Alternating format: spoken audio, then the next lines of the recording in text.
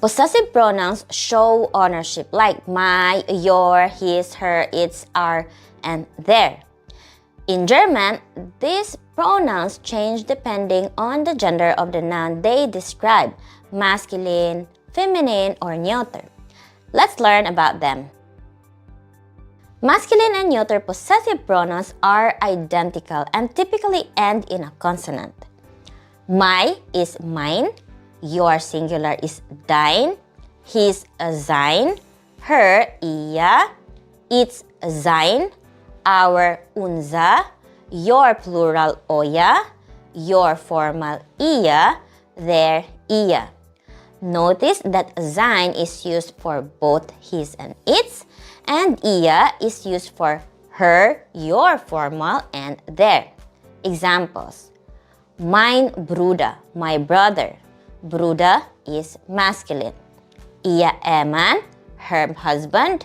Ehemann is masculine. Mein Kind, my kid. Kind is neuter. Dein Haus, your house. House is neuter.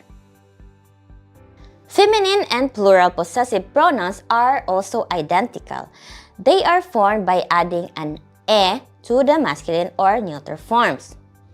My, meine, your singular, deine, his, seine, her, ihre, its, seine, our, unsere, your plural, eure, your formal, ihre, their, ihre.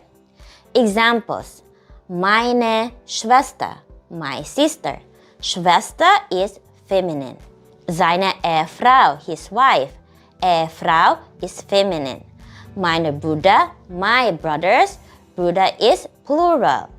Deine Schwestern, your sisters. Schwestern is plural. Seine Kinder, his kids.